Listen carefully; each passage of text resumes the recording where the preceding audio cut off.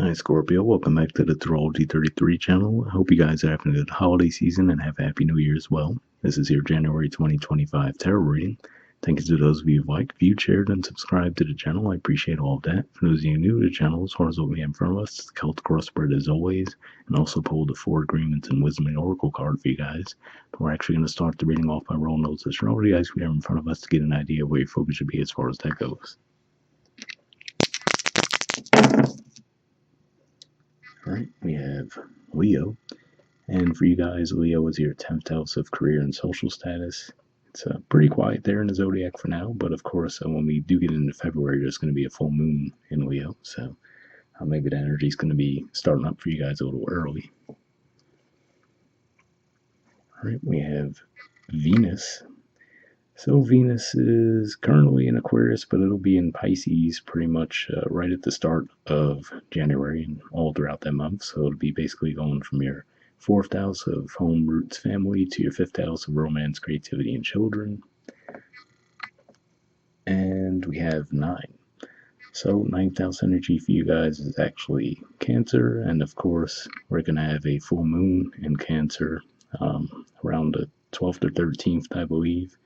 And there's also going to be Mars retrograde that's currently in Leo going back into Cancer around the 6th or 7th of January. So definitely plenty of energy going on there for you guys. And 9th house in general points to philosophy, higher learning, and foreign affairs. All right, so we'll keep all that in mind as we go through the main spread.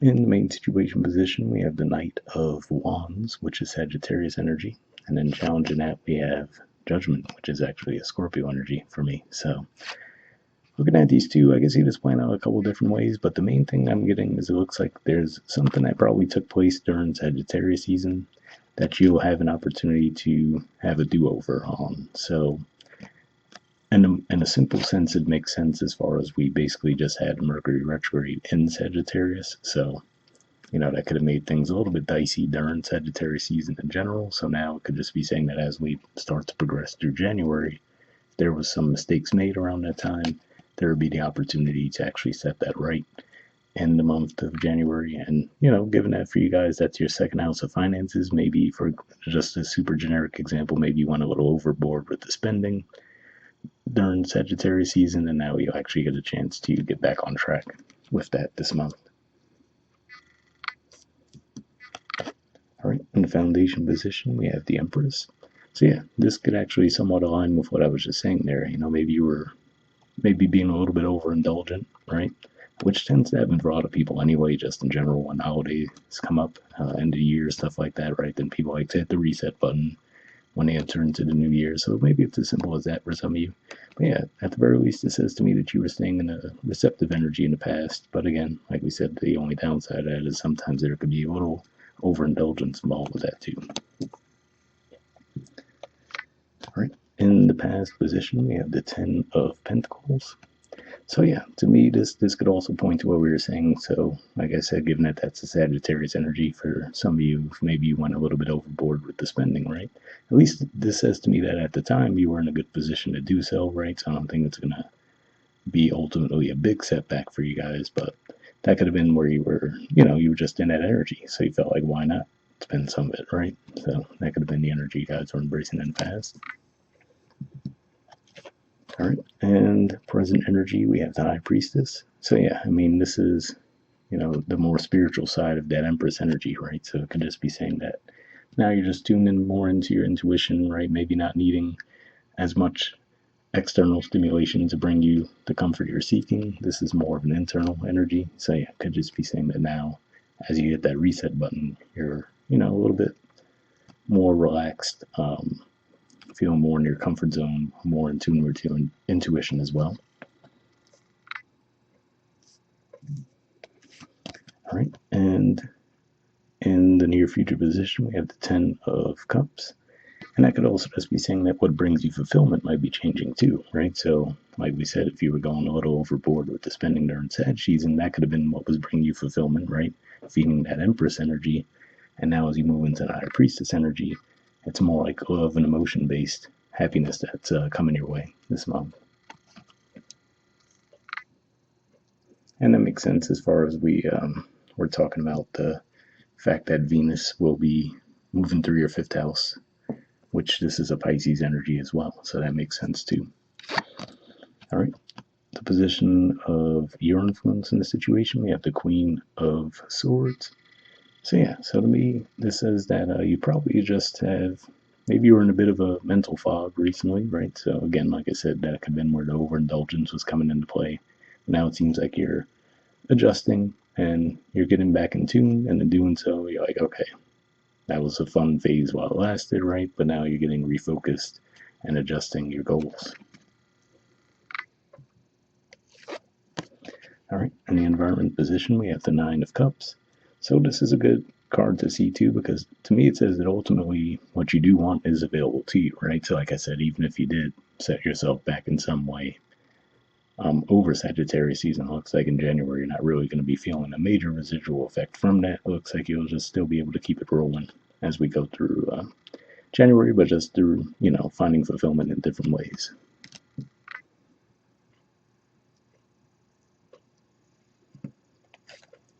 All right. In the hopes or fears position, we had the Knight of Swords. So yeah, so for some of you, maybe you ultimately did want that do-over, right? Maybe you did kind of tune in and check yourselves and say, okay, yeah, maybe that was going a little bit overboard, right? Time to readjust.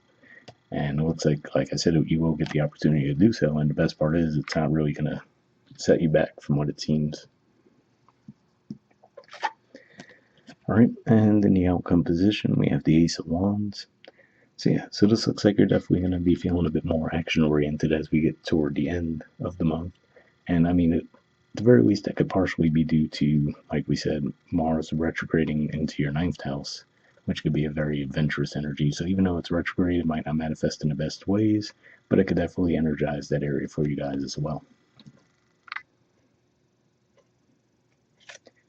All right, and bottom of the deck, we have the Eight of Wands. So yeah, so for some of you, I feel like this is pointing to the Knight of Wands energy, which, like I said, for some of you, this could just be pointing to the energy you are already in, rolling into January, which, like I said, maybe there's a little bit of overindulgence, a little bit of overspending, things along those lines. But for some of you, this could also just point to getting reorganized this month, too, and getting back on track. All right, from the Four Agreements deck, we have Don't Make Assumptions, and it says Discern the Truth.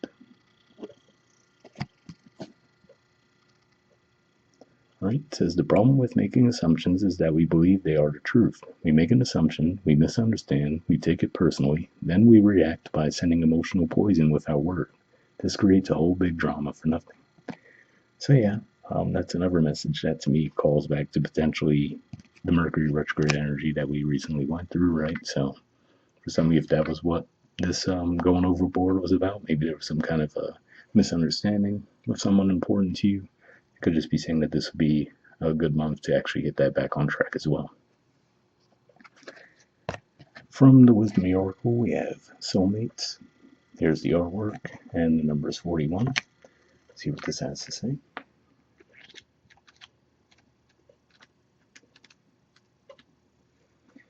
All right, essential meanings. Excuse me. Essential meanings says harmonious partnerships, love, friendship, companionship, a relationship fostering personal growth. The Oracle's message: you are meant to evolve and transform with the companionship of others. Certain people enter into your life in order to take you to the next level of healing, consciousness, and authenticity. It is always a reciprocal experience, although the results for each of you will vary. You know these people by the strong pull drawing you toward them, and sometimes by a strong aversion to them initially too. Soulmates can be friends for life or remain in your life for a very short time. No matter what, you'll be changed in ways you can't possibly fathom now. Pay attention to these people today. They are your greatest gifts. So yeah, that was an interesting message there, right? And I could see a few ways where that could be playing out, but hopefully that resonated. The relationship message says, consider love in the deepest sense, love so powerful that you will never be the same, regardless of how long your relationship lasts. Consider friendships and romantic bonds so compelling that they overwhelm you with gratitude or break you open so you will finally claim you were meant to be. Even a companion animal reminds you that it is you who is being rescued and healed. Pay attention, for you're in the presence of a soulmate come to guide you home to the real you. So yeah, I mean, I will say with the Ten of Cups in the near future position and the Nine of Cups in the environment, in the sense that that could represent another person for some of you versus just you being in that energy. Looks like there is some potential for soulmate energy in that regard. So if you were looking for relationship guidance, hopefully that resonated as well. And lastly, we have the prosperity message. It says strategic alliances are most important right now as you begin to attract the perfect people to support your dreams. This is a journey you will share with others. Mentors, business partners, helpers, employees, creative partners, friends, and strangers open doors for you and step through the portal to join you in a harmonic dance of collaboration, commitment, and co creation. This is what you've been waiting for. So, yeah, definitely a positive message there as well. And yeah, like I said, it seems like even if there was some kind of setback that you guys might have experienced, I feel like it was more of a lighthearted variety anyway. And like I said, it looks like as you readjust for January, you're going to see more positive momentum as well. So, hopefully that resonated for you guys. Once again, hope you're having a good holiday season and have a happy new year, and I'll see you all next month.